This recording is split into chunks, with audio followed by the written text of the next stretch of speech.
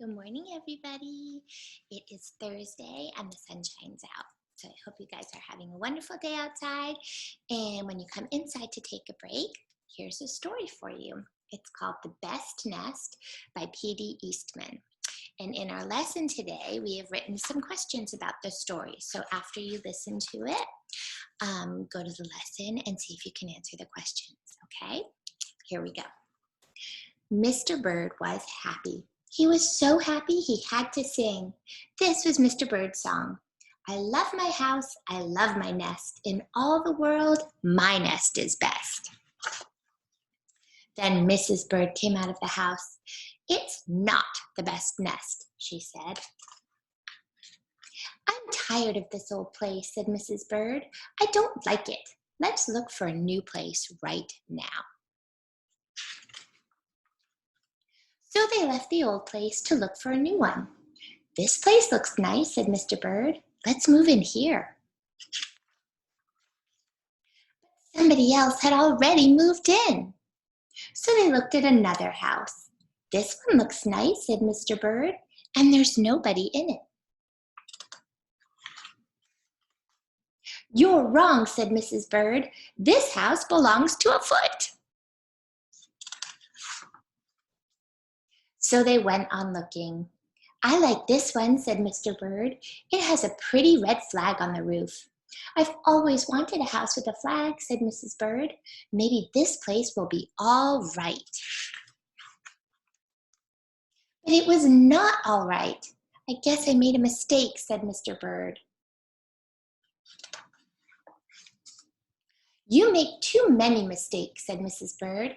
I'm going to pick the next house. And here it is, right here.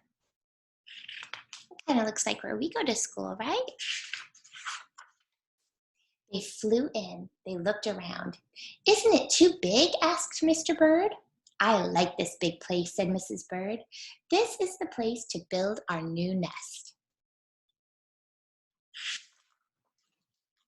They went right to work. They needed many things to build their nest.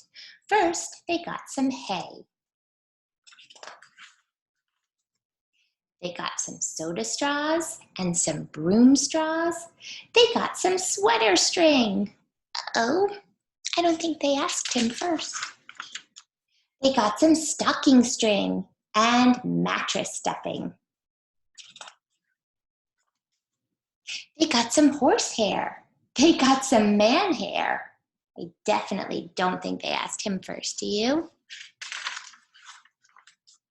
Soon they had all the hay, all the straw, all the string, all the stuffing, all the horsehair, and all the man hair they could carry. They took it all back to build their nest. Mr. and Mrs. Bird worked very hard. It took them the rest of the morning to finish their nest. This nest is really the best, said Mrs. Bird. I want to stay here forever. Mr. Bird was very happy too. He flew to the top of his house. He sang his song again. I love our house, I love our nest. In all the world, our nest is best. He was so busy singing, he didn't even see Mr. Parker coming. Every day at 12 o'clock, Mr. Parker came to the church. Mr. Parker came to pull a rope.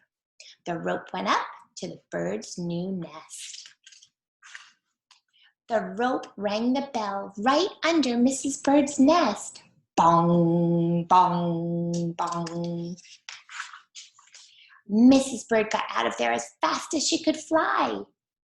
That would be a noisy place for a nest. When Mr. Bird came in, all he could see was a mess of hay and string and stuffing and horsehair and man hair and straws. Where was Mrs. Bird? I will look for her until I find her, said Mr. Bird. He looked high, he looked low, he looked everywhere for Mrs. Bird. He looked down into a chimney, but Mrs. Bird wasn't there.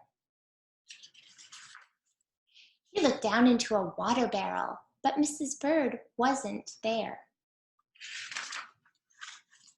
Then he saw a big, fat cat. There was a big fat smile on the fat cat's face. There were some pretty brown feathers near the fat cat's mouth. Mr. Bird began to cry. "Oh dear," he cried, "this big fat cat has eaten Mrs. Bird." Mr. Bird flew off. "I'll never see Mrs. Bird again," he cried. It was getting dark. It began to rain. It rained harder and harder. Mr. Bird could not see where he was going. Crash! Crash! Mr. Bird bumped into something. It was his old house, that old house that Mrs. Bird did not like. "I'll go inside," said Mr. Bird. "I'll rest here until the rain stops." Mr. Bird went in, and there was Mrs. Bird, sitting there singing. "I love my house, I love my nest. In all the world, this nest is best." "You here?" gasped Mr. Bird. "I thought you didn't like this old nest." Mrs. Bird smiled. "I used to not like it," she said, "but a mother bird can change her mind. You see, there's no nest like an old nest for a brand new bird." And when the egg popped open, the new bird thought so too. The end.